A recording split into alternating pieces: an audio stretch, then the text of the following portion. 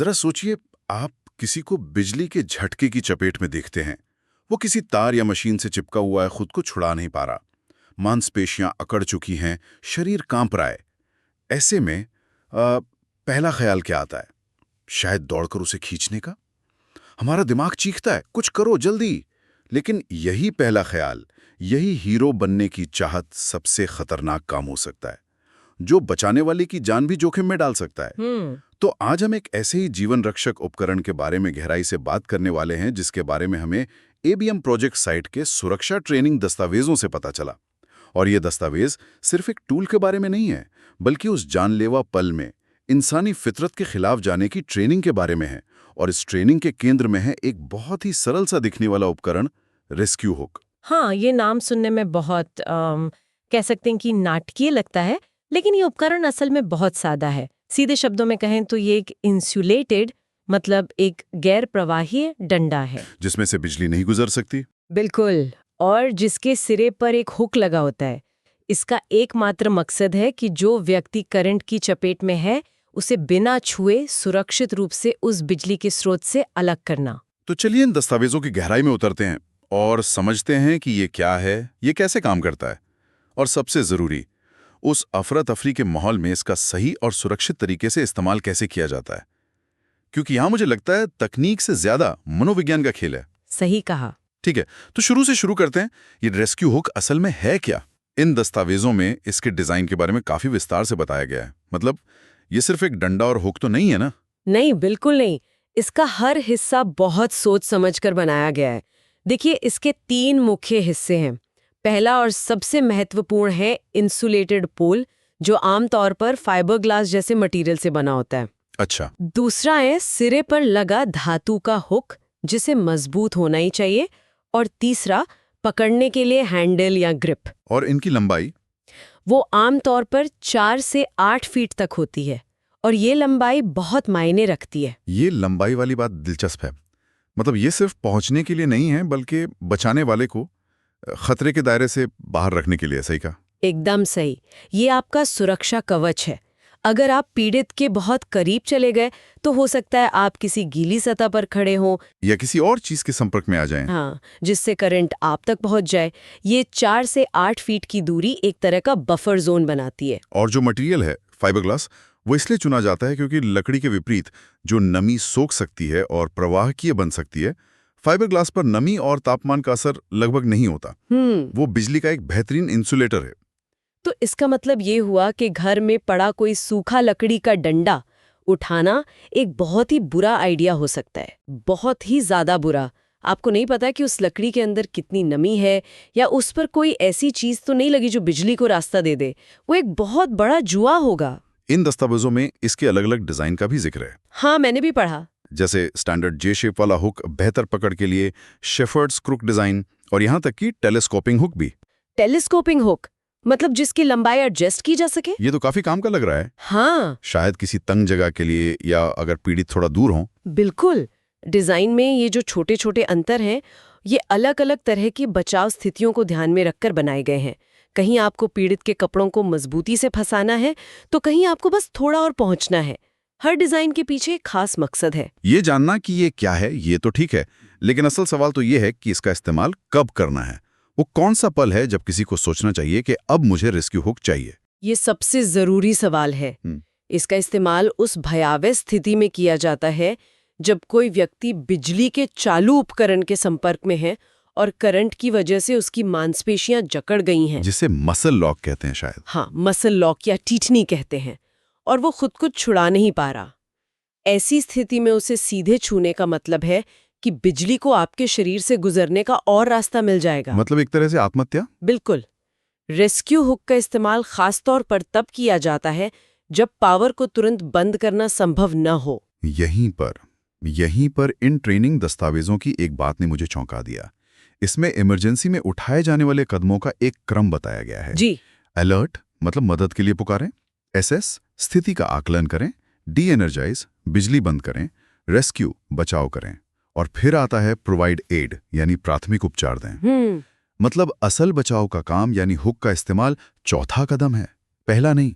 ये तो हमारी पहली प्रवृत्ति के बिल्कुल खिलाफ है। ये ट्रेनिंग इतनी जरूरी है। हमारा दिमाग पैनिक में तर्क से काम नहीं करता, वो सीधे एक्शन में कूदना चाहता है। ये क्रम हमें रुककर सोचने पर मजबूर करता है। पहली प्राथमिकता हमेशा मदद बुलाना है, क्योंकि आपको पेशेवर मदद की जरूरत पड़ेगी, और दूसरी, अगर संभव हो तो पावर सोर्स को बंद करना। मेन स्विच या सर्किट ब्रेकर बंद करना। हाँ, वो सबसे सुरक्षित तरीका है। रेस्क्यू हुक आखिरी बचाव विकल्प है, पहला नहीं। ये तब इस्तेमाल होता है जब आपको पता ही नहीं कि स्विच कहाँ है या वो बहुत दूर है और हर सेकंड कीमती है। तो वापस उसी डरावने मंजर पर चलते हैं। कोई तार से चिपका हुआ है, हमने मदद के लिए आवाज लगा दी है, लेकिन स्विच तक पहुंचना नामुमकिन है। हमारे हाथ में हुक है, दिल जोर जोर से धड़क रहा है। अब क्या, दिमाग में क्या चेकलिस्ट चलनी चाहिए? उस एड्रेनालाइन के बीच सबसे पहला काम जो दस्तावेज कहता है वो है 1 सेकंड रुककर हुक का निरीक्षण करना। 1 सेकंड? क्या ये सच में प्रैक्टिकल है? मतलब किसी की जान दांव पर लगी है और आप कह रही हैं कि पहले रुककर हुक पर दरारें ढूंढो। क्या इससे कीमती सेकंड बर्बाद नहीं होंगे? ये एक बहुत वाजिब सवाल है, और इसका जवाब ही इस पूरी प्रक्रिया का सार है। सोचिए, अगर आपने बिना जांच के हुक इस्तेमाल किया और उसके फाइबर ग्लास पोल में कोई अनदेखी दरार हुई, तो इंसुलेशन कमजोर हो जाएगा? बिल्कुल। जैसे ही आप पीड़ित को छुएंगे, करंट उस दरार से होते हुए आपके शरीर में आ जाएगा, तब आप दूसरा शिकार बन जाएंगे। और 2 शिकार एक से ज्यादा बुरे होते हैं? हाँ, वो 2 सेकंड की जांच असल में बचाने वाले का जीवन बीमा है। आपको बस एक नजर डालनी है, कोई बड़ी दरार, कोई गंदगी या नमी तो नहीं, और हुक ठीक से जुड़ा है या नहीं। ये तो बहुत बड़ी बात है। बचाने वाले की सुरक्षा सबसे पहले। ठीक है, मान लिया हुक सही सलामत है। अब बचाव के जो 4 मुख्य स्टेप्स हैं, उनमें पहला भी यही है, अपनी सुरक्षा सुनिश्चित करना। ये सिर्फ हुक के बारे में नहीं है। नहीं, ये आपके आसपास के माहौल के बारे में है। आपको सूखी और गैर प्रवाहकीय सतह पर खड़ा होना है। अगर आसपास कोई लकड़ी का तख्ता या रबर मैट है तो उसका इस्तेमाल करें। पानी से हर हाल में दूर रहें, और पोल की पूरी लंबाई का इस्तेमाल करें। पीड़ित के जितना हो सके उतना करीब जाने की जरूरत नहीं है। दूसरा स्टेप है पीड़ित के पास पहुंचना। इन नोट्स में एक दिलचस्प नियम का जिक्र है कि पीड़ित को सामने से नहीं बल्कि बगल से अप्रोच करना चाहिए। ये थोड़ा अजीब लगता है। पैनिक में तो शायद कोई सीधा ही भागेगा, और वहीं गलती हो जाएगी। बगल से जाने का मतलब है कि आप अपनी और पीड़ित के बीच पोल की पूरी लंबाई का फायदा उठा रहे हैं। आप खतरे के रेड जोन से बाहर रहते हैं। अच्छा। सामने से जाने पर हो सकता है कि आप अनजाने में किसी और तार या उस उपकरण के ज्यादा करीब आ जाएं जिससे पीड़ित चिपका हुआ है। आपको हमेशा अपने और खतरे के बीच ज्यादा से ज्यादा जगह रखनी है। समझ गया। अब आता है तीसरा और सबसे मुश्किल स्टेप, हुक का इस्तेमाल। यहाँ एक बहुत जरूरी हिदायत दी गई है कि हुक को कहाँ फंसाना है। हाँ, ये बहुत महत्वपूर्ण है। हुक को पीड़ित के कपड़ों, बेल्ट या हाथ पैर जैसी जगह में फंसाना है। एबीएम की टीम इस बात पर बहुत जोर देती है कि कभी भी गर्दन या सिर के पास हुक नहीं लगाना है। उससे गंभीर चोट लग सकती है। बिल्कुल, और खींचने का तरीका भी अहम है। झटके से नहीं, बल्कि एक मजबूत, स्थिर और नियंत्रित तरीके से खींचना है।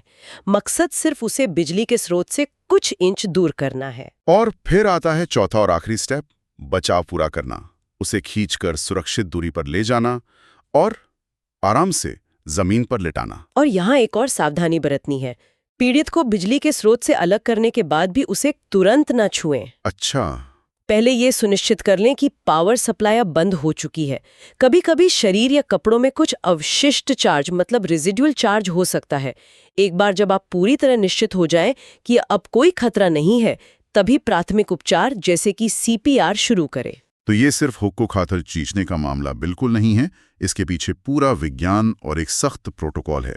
और इस प्रक्रिया को देखते हुए एक बात साफ होती है कि हर नियम बचाने वाले को ध्यान में रखकर बनाया गया है। बिल्कुल। सबसे बड़ा नियम, पीड़ित को कभी भी नंगे हाथों से न छुएं जब तक वो बिजली के स्रोत के संपर्क में है।